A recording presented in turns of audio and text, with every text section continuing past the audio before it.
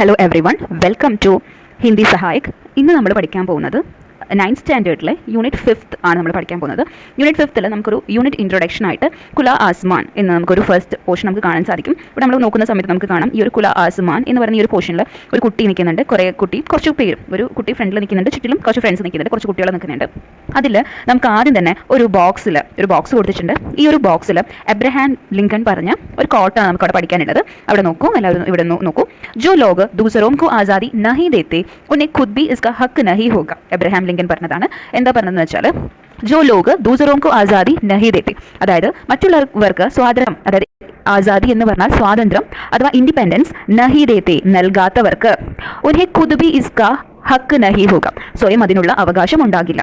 അതായത് മറ്റുള്ളവർക്ക് സ്വാതന്ത്ര്യം നൽകാത്തവർക്ക് അഥവാ മറ്റുള്ളവർക്ക് അവരുടെ സ്വന്തം ആവശ്യങ്ങളോ സ്വന്തം ഇൻഡിപെൻഡൻസോ നൽകാത്തവർക്ക് അത് സ്വയം അനുഭവിക്കാനുള്ള അവകാശവും ഉണ്ടാകില്ല എന്നാണ് എബ്രഹാം ലിങ്കൺ പറഞ്ഞത്.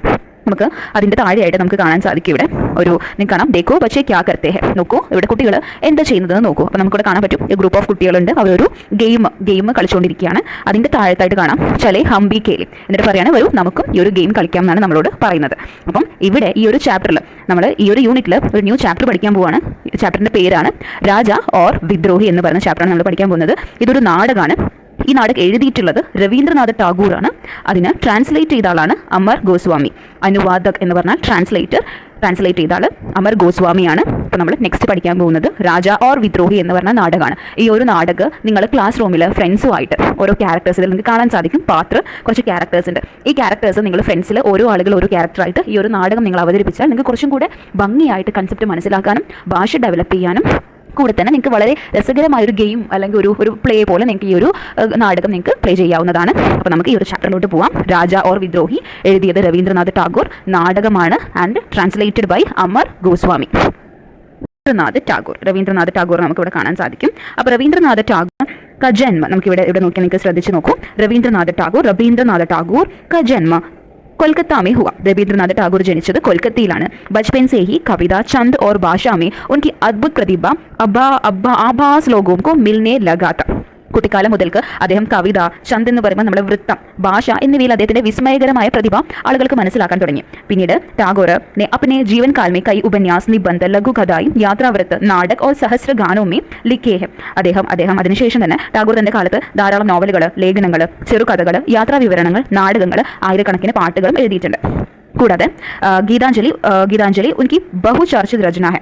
അദ്ദേഹത്തിന്റെ ഗീതാഞ്ജലി എന്ന് പറയുന്നത് വളരെ പ്രസിദ്ധ ആർജിച്ച കൃതിയാണ്. അദ്ദേഹം 1991 ഓഗസ്റ്റ് 7 അദ്ദേഹം അന്തരിച്ചത്. അതാണ് നമുക്ക് രവീന്ദ്രനാഥ് ടാഗോറിനെ കുറിച്ചുള്ള ഒരു ഷോർട്ട് നമുക്ക് നോളജ്, അതായത് അദ്ദേഹത്തിനെ കുറിച്ചുള്ള ഒരു ഷോർട്ട് കാര്യങ്ങളാണ്. അദ്ദേഹത്തെക്കുറിച്ച് വളരെ ഇമ്പോർട്ടൻ്റ് ആയിട്ടുള്ള കാര്യങ്ങൾ നമുക്ക് വളരെ ഷോർട്ടായിട്ട് നമുക്ക് ടെക്സ്റ്റ് ബുക്കിൽ കൊടുത്തിട്ടുണ്ട്. ഇത് മക്കൾ ഒന്ന് പഠിച്ചു വെക്കണം. ശേഷം ഒന്ന് മനസ്സിലാക്കി വെക്കുക കുട്ടികൾ. നമുക്ക് എക്സാമിന് നമ്മൾ എഴുതുന്ന സമയത്ത് നമുക്ക് രവീന്ദ്രനാഥ് ടാഗോറിനെ കുറിച്ച് നമ്മൾ മെൻഷൻ ചെയ്യേണ്ടതാണ്. നെക്സ്റ്റ് നമുക്ക് പഠിക്കാനുള്ളത് ഈ ഒരു ചാപ്റ്റർ രവീന്ദ്രനാഥ് ടാഗോർ എഴുതിയ രാജ ഓർ വിദ്രോഹി എന്ന് പറയുന്ന ഈ ഒരു നാടകം ട്രാൻസ്ലേറ്റ് ചെയ്തത് അമർ ഗോസ്വാമിയാണ്. നമുക്ക് അമർ ഗോസ്വാമിയെ കുറിച്ച് നോക്കാം. അദ്ദേഹം ട്രാൻസ്ലേറ്റ് ചെയ്ത ആളാണ്. അമർ ഗോസ്വാമി ഹിന്ദിയിലെ പ്രസിദ്ധ സാഹിത്യകാർ തഥാ ഉപന്യാസകാരാണ്. അദ്ദേഹം ഹിന്ദി ഭാഷയിലെ പ്രസിദ്ധ സാഹിത്യകാരനും നോവലിസ്റ്റുമായിരുന്നു. ഉപന്യാസകാർ എന്ന് പറയുമ്പോൾ നോവലിസ്റ്റ് ആയിരുന്നു. അദ്ദേഹം മനോരമ, ഗംഗ പോലുള്ള രാജ്യത്തിന്റെ പ്രസിദ്ധിയാർജിച്ച മാസികകളിൽ കുറേ കാലം പ്രവർത്തിച്ചിട്ടുണ്ടായിരുന്നു. അമർ ഗോസ്വാമി സാഹിത്യക് സംസ്ഥയായ വൈചാരികിക്ക് സംസ്ഥാപകത്തെ. അദ്ദേഹം അമർ ഗോസ്വാമി സാഹിത്യ സ്ഥാപനമായ വൈചാരികിയുടെ സ്ഥാപകനായിരുന്നു. അതുപോലെ ഉन्होंने कई साहित्यिक पत्रिकाओं का संपादन भी किया. അദ്ദേഹം ധാരാളം സാഹിത്യ മാഗസിനുകളിൽ എഡിറ്റിംഗ് ചെയ്തിട്ടുണ്ട്. അതായത് 2003-2004 ഡൽഹിയിൽ ഹിന്ദി അക്കാദമിയിൽ ബാൽ ഇവം കിഷോർ സാഹിത്യ സമ്മാൻ, അതുപോലെ 2006 സാഹിത്യകലാ പരിഷത്തിന്റെ ഡോക്ടർ രാംലാൽ വർമ്മ സമ്മാൻ, 1999 ഇൻഡോ റൂസി സാഹിത്യ ക്ലബിന്റെ Russian science and cultural centre, ഇത്തരം പുരസ്കാരങ്ങൾ അദ്ദേഹത്തിന് ലഭിച്ചിട്ടുണ്ടായിരുന്നു. ഇതാണ് നമുക്ക് അമർ ഗോസ്വാമിനെ കുറിച്ചിട്ടുള്ള ഡീറ്റെയിലിംഗ്. നമുക്ക് അടുത്തത് നമ്മുടെ ചാപ്റ്ററിലേക്ക് പോവാം. അപ്പോൾ നമ്മൾ റെഡി അല്ലേ? നമുക്ക് നമ്മുടെ ചാപ്റ്ററിലേക്ക് ഡയറക്റ്റ് ആയിട്ട് പോവാം. അപ്പോൾ നമ്മുടെ ചാപ്റ്ററിന്റെ പേരാണ് രാജ ഓർ വിദ്രോഹി. ഇതൊരു നാടകമാണ്. അപ്പോൾ നിങ്ങൾക്ക് മനസ്സിലായിട്ടുണ്ടാവും എന്ന് വിചാരിക്കുന്നു. ഈ ഒരു ചാപ്റ്ററിന്റെ തുടക്കത്തിൽ തന്നെ നമ്മുടെ ഈ ക്യാരക്ടേഴ്സ് നമുക്ക് കാണാൻ സാധിക്കുന്നതാണ്. നമ്മുടെ ക്യാരക്ടേഴ്സിനെ കാണാം. ക്യാരക്ടേഴ്സ് ആണ് ആദ്യം നമുക്ക് നോക്കാം. പാത്ര എന്ന് പറഞ്ഞ് കൊടുത്തിട്ടുണ്ട്. പാത്രാണ് രാജേൻ, ജിതിൻ, ഉപേൻ, ഹേമ, സേനാപതി, സൈനിക്, കുച്ച് ജനത, മതി. ഇവരാണ് നമുക്ക് ഇവിടെ ക്യാരക്ടറൈസ് ആയിട്ട് വന്നിട്ടുള്ളത്. അതിൽ രാജേൻ ആണ് ഇവിടെ രാജാവ്, ജിതേൻ മന്ത്രിയാണ്, ഉപേൻ ന്യായാധീഷാണ്, ഹേം വിദ്രോഹിയാണ്, സേനാപതി, സൈനിക്, കുച്ച് ജനത, മതി. ഇവരാണ് ക്യാരക്ടേഴ്സ്. അപ്പോൾ അതിൽ നോക്കൂ, പെഹ്ലാ ദൃശ്യം നമുക്ക് കാണാൻ സാധിക്കും. രാജേൻ പറയാണ്, മേം തും ലോഗോം കാ രാജാഹു. രാജേൻ പറയാണ്, മേം തും ലോഗോം കാ രാജാഹു. അപ്പോൾ ഞാൻ ഇതിൻ്റെ ഒരു ലൈൻ ബൈ ലൈൻ ട്രാൻസ്ലേഷൻ പറയാം.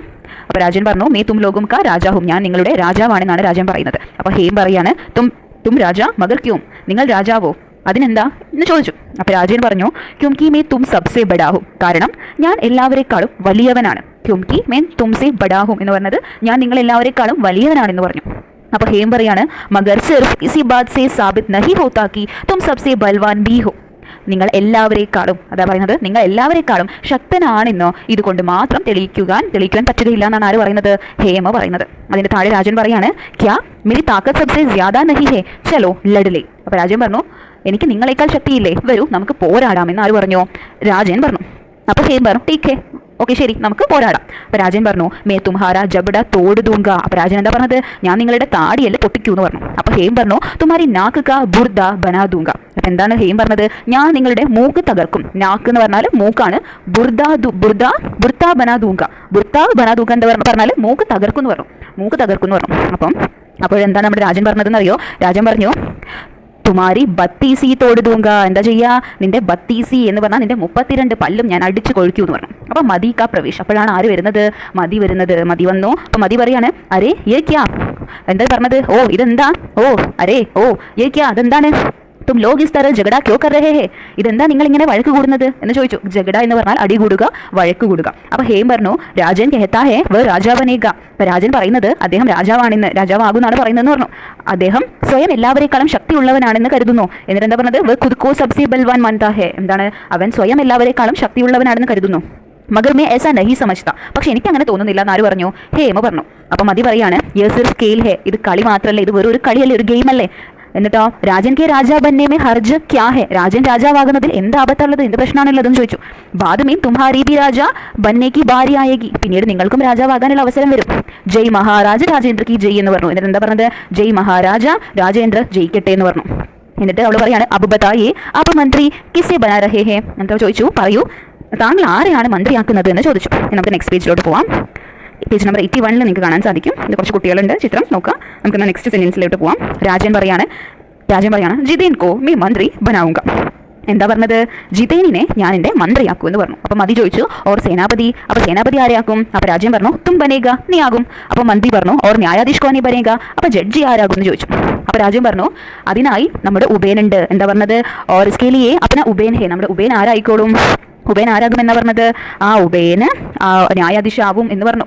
അപ്പം മതി പറഞ്ഞു ഓർ ബാക്കി ബച്ചയിലെടുക്കേ, ബാക്കിയുള്ള കുട്ടികളൊക്കെ അതായത് ലടുക്കെ എന്നാ പറഞ്ഞത്, ബാക്കിയുള്ള ആൺകുട്ടികളോ എന്താകും? അപ്പോൾ രാജ്യം പറഞ്ഞു വേ സബി സൈനിക് ബനേങ്കെ, എന്താണ് അവരെല്ലാവരും സൈനികന്മാരും ബാക്കിയുള്ള ആൺകുട്ടികൾ എല്ലാവരും സൈനികന്മാരാകട്ടെ എന്ന് പറഞ്ഞു. അപ്പം മതി പറഞ്ഞു ടീക്ക് ശരി കേൾ ശുരു ഹോ, എന്ത് ചെയ്യാം? കളി ആരംഭിച്ചോ, ഗെയിം ആരംഭിച്ചോളൂ. സൈനിക് ലോഗ്, സൈനികരെ തും സബ് കതാർ മേ ഗഡേ ഹോ ജാവോ. തും സബ് എന്ന് പറഞ്ഞാൽ എന്താണ്? നിങ്ങൾ എല്ലാവരും നിരയായി നിൽക്കണം എന്ന് പറയാണ്. അപ്പോൾ നോക്കൊന്ന് പറയാണ് ടീക്ക് ഹേ, എന്താണ് നമുക്ക് വേഗം ഗെയിം തുടങ്ങാം. സൈനിക് ലോഗ്, സൈനികരെ നിങ്ങൾ എല്ലാവരും എന്ത് ചെയ്യൂ?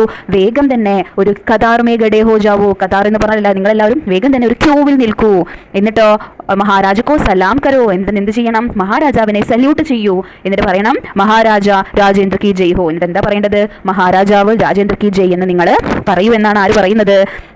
ഇവിടെ നമ്മുടെ മതി പറയാണ്. അപ്പോൾ ഇവിടെ വരെയാണ് നമ്മൾ പോർഷൻ എടുത്തിരിക്കുന്നത്. ഇവിടെ നിങ്ങൾ നോക്കേണ്ടത് നമുക്ക് കുറച്ച് ഇമ്പോർട്ടൻറ്റ് വേർഡ്സ് ഈ ഒരു ചാപ്റ്ററിൽ വരുന്ന ഇതുവരെയുള്ള നമുക്ക് ഇമ്പോർട്ടൻറ്റ് വേർഡ്സ് പറയാം. അപ്പോൾ ഇവിടെ മക്കൾ നോക്കേണ്ടത് നമുക്കറിയാം, നമുക്ക് ഈ ഒരു പാർട്ടിൽ നമുക്ക് പാർട്ട് 1 നമുക്ക് ഇവിടെ സീൻ 1 വരെ നമുക്ക് ഇടാം. സീൻ 2 നമുക്ക് ദൃശ്യ 2 നമുക്ക് നെക്സ്റ്റ് പാർട്ട് നമുക്ക് അപ്ലോഡ് ചെയ്യുന്നതാണ്. അപ്പോൾ ഇവിടെ